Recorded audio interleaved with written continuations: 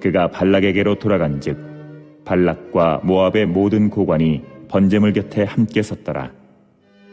발람이 예언을 전하여 말하되 발락이 나를 아람에서 모압 왕이 동쪽 산에서 데려다가 이르기를 와서 나를 위하여 야곱을 저주하라. 와서 이스라엘을 꾸짖으라 하도다. 하나님이 저주하지 않으신 자를 내가 어찌 저주하며 여호와께서 꾸짖지 않으신 자를 내가 어찌 꾸짖으랴. 내가 바위 위에서 그들을 보며 작은 산에서 그들을 바라보니 이 백성은 홀로 살 것이라. 그를 여러 민족 중에 하나로 여기지 않으리로다. 야곱의 티끌을 누가 능히 세며 이스라엘 4분의 1을 누가 능히 셀고 나는 의인의 죽음을 죽기 원하며 나의 종말이 그와 같기를 바라노라 하매 발락이 발람에게 이르되 그대가 어찌 내게 이같이 행하느냐. 나의 원수를 저주하라고 그대를 데려왔거늘 그대가 오히려 축복하였도다. 발람이 대답하여 이르되 여호와께서 내 입에 주신 말씀을 내가 어찌 말하지 아니할 수 있으리이까. 고개를 들어 제 앞을 보세요. 네, 제 뒤에 있는 십자가를 바라보시면 여러분 얼굴 볼 수 있습니다. 정말 잘 오셨어요. 이 세상은 악인이나 선인이나 또 믿음의 사람이나 살기가 힘든 세상입니다. 참 살기가 힘들어요. 그래서 악한 사람이든 믿음의 사람이든 우리 모두에게는 하나님이 필요합니다. 가인이 아벨을 죽인 다음에 그가 느꼈던 감정 중에 하나는 두려움이었어요. 어떤 두려움이냐면 내가 나를 죽이는 사람을 만나면 어떻게 하나. 그 두려움이었어요. 그래서 그 두려움으로 하나님을 의지하였더니 하나님께서 가인에게 표를 주셔서 그 두려움을 해소시켜 주셨죠. 악인뿐만 아니라 하나님의 택한 아브라함, 그 부분도 마찬가지예요. 창세기 12장에 보면 하나님께서 아브라함에게 복을 주셨는데 어떤 복을 주셨느냐면 널 저주하는 자를 내가 저주할 거야.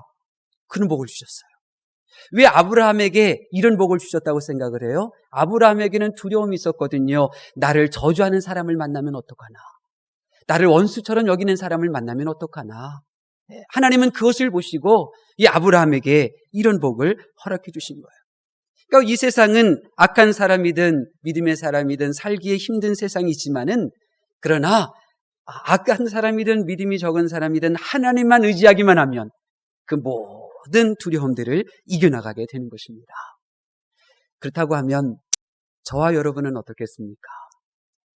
당연히 아브라함에게 이렇게 아브라함을 저주하는 사람이 있다면 나도 내게 원하지 않지만 나에게 원수와 같은 사람이 있지 않겠어요? 그렇다고 하면 하나님께서 우리에게도 뭔가를 주셨을 거라고요.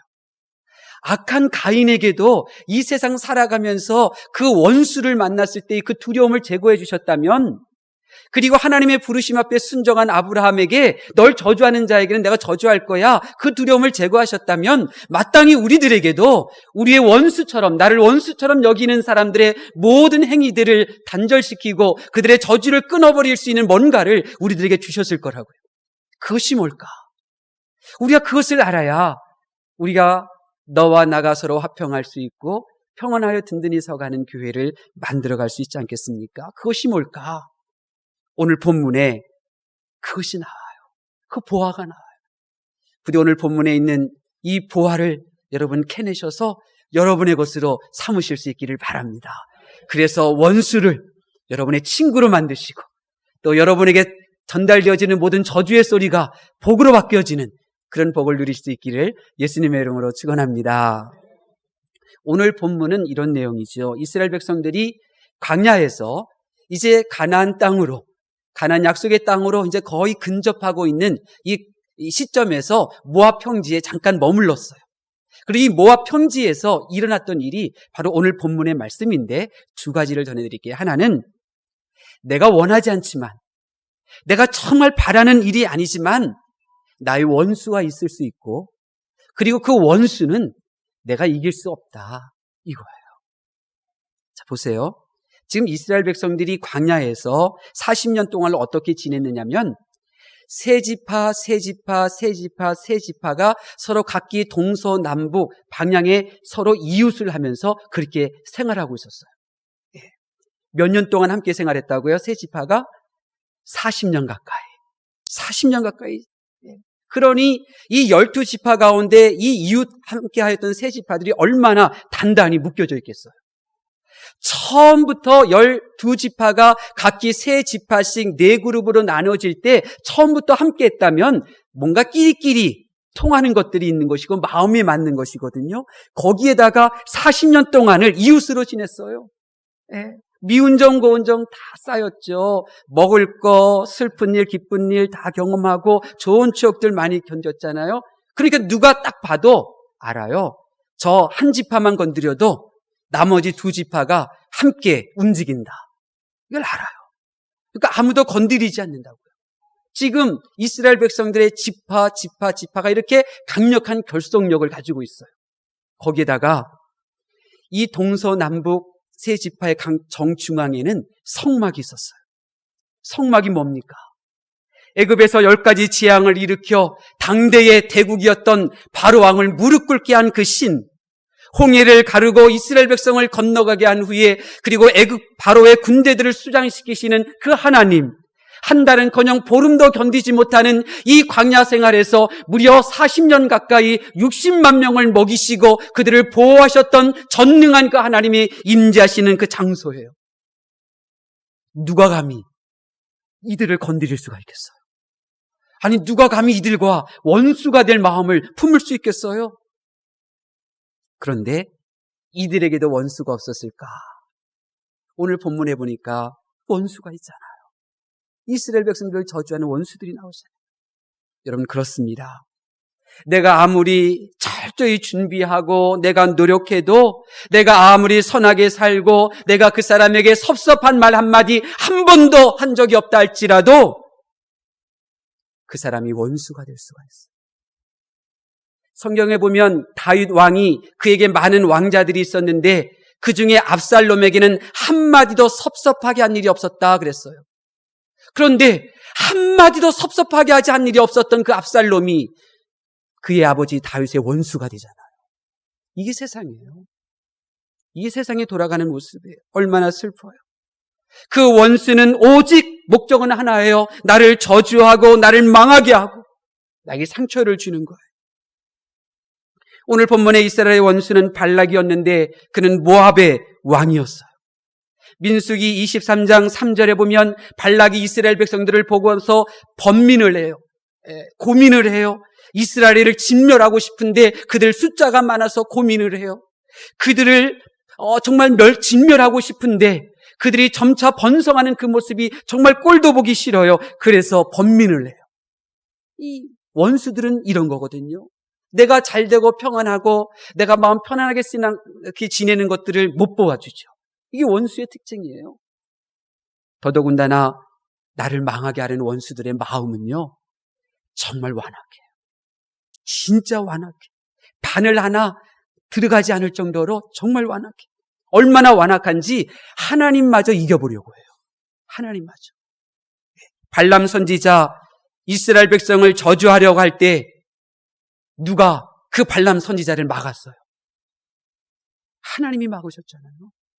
하나님이 꿈속에서 이 발람 선지자를 말리셨는데도 발람 선지자 저주하러 왔잖아요. 하나님의 말씀을 깨닫지 못하고 이렇게 거부하자 하나님께서 다시 나귀를 사용하시잖아요. 나귀가 말을 안 듣게 하고 그리고 이 나귀가 발람 선지자 발을 벽에 비대서 못 가게 만들고 그런데도 왔잖아요. 하나님 이겨보고 왔잖아요. 얼마나 마음 완악한지 몰라요. 그리고 이들이 서로 연합을 해요. 발락 왕이 아주 발람 선지자를 초청하고 대우를 잘해서 함께 저주하는 그 일에 한자리 함께 서잖아요. 이스라엘 백성들은 40여 년 동안 네 그룹의 지파들이 서로 마음으로 하나가 되었지만 이 발락 왕과 발람 선지자는 영적으로 하나가 되어서 저주하는 일에 한 세력을 이루잖아요. 여러분 저는 이들의 모습에서 내 원수 마귀를 보게 돼요. 요즘 우리가 새벽에 욥기서를 보고 있는데요. 이 욥기서에서 나타난 사단의 마음이 어떤 마음인 줄 아세요? 사단이 욥을 어떻게 하든 망하게 하려고 하는 이 영혼에 사무친 이 복수심이 가득한 그 마음을 내가 욥기서에서 보게 되는데, 그 사단의 마음이 바로 이 발락왕과 발람 선지자에게서 그대로 재현되고 있는 거예요. 여러분, 우리들에게는요, 철천지 원수가 있어요. 가난이 원수예요. 질병이 원수잖아요. 사망, 죽음이 내 원수예요. 사랑하려 하지 않는 죄가 원수예요. 모으지 않고 해치려고 하는 그 감정이 죄고요. 서인 줄 알았는데 넘어져 있는 것을 모르게 하는 그 무지가 원수고요. 분별하지도 못하고 행동하는 내 자아가 바로 원수예요. 이 모든 원수들을 우리는 내 힘으로 어쩔 수가 없어요. 어쩔 수가 없어요. 그 원수들로 인하여 내가 눈물을 흘렸고 마음 아파했는데 똑같이 원수에 쓰러져서 이제 또 다른 사람과 더불어 함께 눈물 흘리는 일들을 저지르잖아요. 이스라엘 백성이 아무리 성막 중심으로 생활하고 있어도 원수가 드러나요. 이스라엘 백성이 아무리 사람들끼리 연합하여 해도 그 원수들을 이길 수가 없는 거예요. 마치 하나님이 임재하시던 에덴 동산에 원수 마귀가 나타나서 아담을 타락시켰듯이, 가룟 유다의 마음을 점령한 원수 마귀가 베드로마저 밀가 부르듯이 공격을 하면서 베드로마저 넘어뜨려고 하듯이 나를 철천지 원수로 여기고 생각하는 그 모든 대상들을 우리 힘으로 이길 수가 없어요. 우리는 이것을 알고 있어요.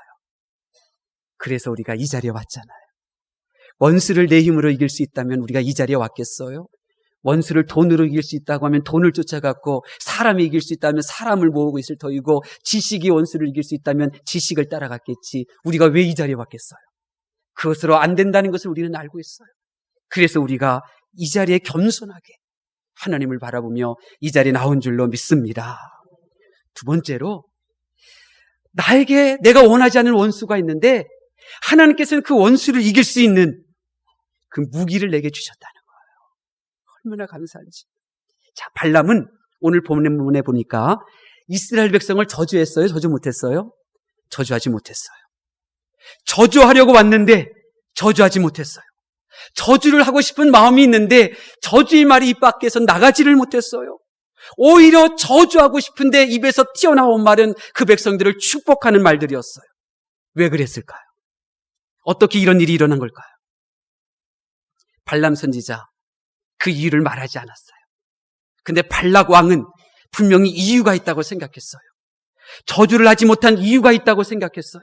그래서 발락 왕은 그 발람 선지자가 저주하지 못한 이유가 무엇인지 하나씩 체크해 나가기 시작했어요. 홍대가 대접이 소홀해서 발람 선지자의 마음을 흡족하게 하지 못해 저주가 축복으로 바뀌지는 않았는지 살펴봤어요. 혹 제사가 잘못되지는 않았는지 하나씩 점검했어요. 그리고 결론을 얻었어요. 원인을 찾아냈어요. 그것이 뭔지 아십니까? 민수기 23장 13절 말씀 보겠습니다. 민수기 23장 13절 말씀 다 함께 찾아서 봉독하겠습니다. 시작. 발락이 말하되 그들을 달리 볼 곳으로 가자.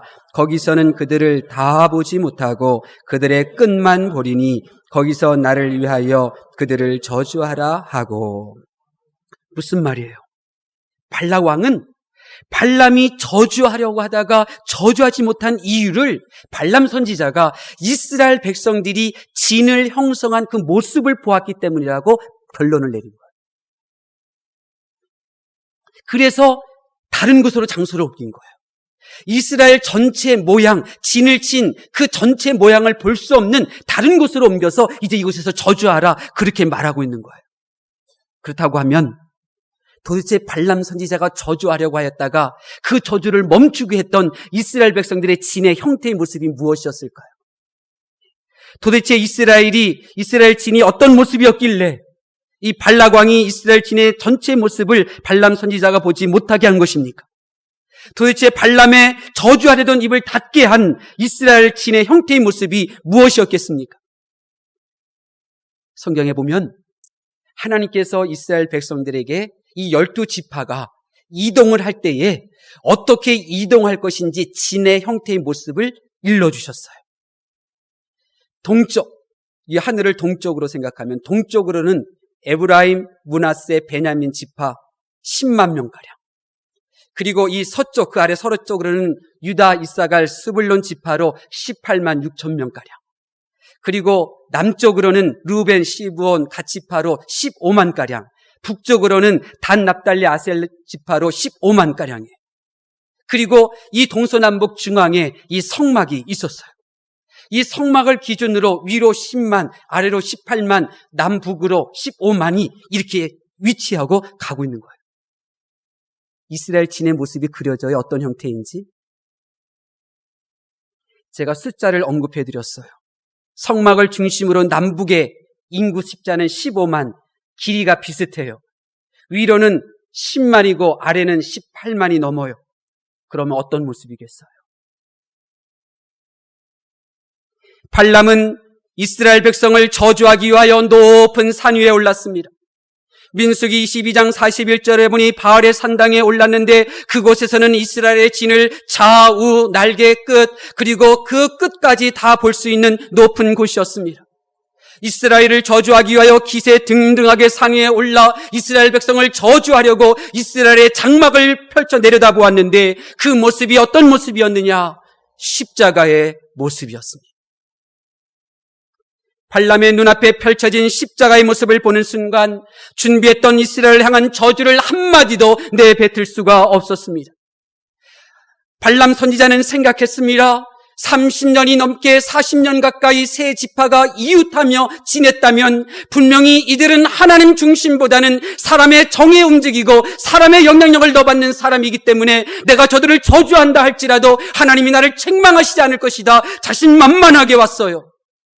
그런데 하나님 보시기에 사람 중심이지 성막 중심이 아니었기에 마음껏 책망과 저주를 쏟아부으려고 하였는데 꾸짖을 수가 없었어요. 왜냐하면 그들의 진이 십자가의 모습이었기 때문입니다. 발람의 눈앞에 펼쳐진 십자가를 보는 순간 저주하려던 마음이 바뀌고 저주하려던 생각이 바뀌고 저주의 행위를 중단하고 축복의 말을 터져나오게 된 것입니다. 여러분의 말과 행동 속에 십자가가 드러나면 원수의 저주가 축복으로 바뀌는 줄로 믿습니다. 십자가를 드러내는 믿음으로 우리가 살아야 돼. 이스라엘 백성들은 단지 십자가의 모습만 보여줬을 뿐인데 저주를 축복으로 바꿨던 거예요. 우리 북악교회가 어떤 교회인지 아십니까? 우리 북악교회는 하나님께 책망받지 않는 교회예요. 우리 북악교회가 어떤 교회인지는 이 하늘 밑에서 땅 위에서 사는 이들은 모릅니다. 땅 위를 밟고 서 있는 교인들은 잘못 알고 교회에 대하여 잘못 말합니다. 오직 하늘 보좌 위에서 우리 북악교회를 내려다보는 성도들만은 알고 있습니다. 하나님 말씀 중심으로 한 우리 북악교회의 모습이 십자가임을, 그리스도 중심으로 모이는 우리 북악교회의 모습은 하늘에서 내려다보면 십자가만 보이는 것입니다. 십자가를 보여드리는 교회 30년을 걸어왔어요. 이제 앞으로도 성도들의 원수 공중권세 잡은 마귀가 우리를 내려다볼 때 오직 십자가만 보이게 하여 저주할 수 없게 하는 그 교회로 우리 부학교회는 달려가게 될 줄로 믿습니다. 하나님의 말씀을 경청하는 성도 여러분, 여러분은 십자가를 보여주고 계십니까? 여러분을 보는 이마다 십자가의 정신, 십자가의 신앙, 여러분을 보는 이마다 나의 죄 사시기 위하여 쓰러지고 쓰러져도 십자가 내팽기지 않고 십자가를 어깨에 짊어지고 걸어가셨던 그 예수님을 보여주고 계십니까? 힘들다고 팽개치는 것이 십자가 신앙입니까? 내 생각과 틀리고 나를 높이지 않는다고 사역을 헌신짝 버리듯 하는 사람의 말을 듣는 것이 참 믿음의 모습입니까? 여러분, 십자가를 보여주십시오. 저는 여러분의 말을 듣고 싶지 않습니다. 여러분의 어깨 위에 짊어지고 있는 십자가를 보고 싶습니다. 내가 하나님을 믿는 그 순간부터 우리가 이 세상에 보여주어야 할 것은 나의 부, 나의 능력, 나의 외모가 아닙니다. 매 순간순간마다 십자가 아래 머물러 있으며 내 연약한 어깨 위에 올려놓은 그 십자가를 보여주어야 합니다. 공중권세 잡은 자가 호시탐탐 틈을 노리며 교회와 성도를 공격하려고 하지만 이 보잘것없는 나, 세상이 알아주지 않는 나를 통하여 볼 수 있는 것은 오직 날 위하여 못 박히신 예수 그리스도의 십자가요, 날 위하여 지고 가셨던 예수님의 십자가일 뿐입니다.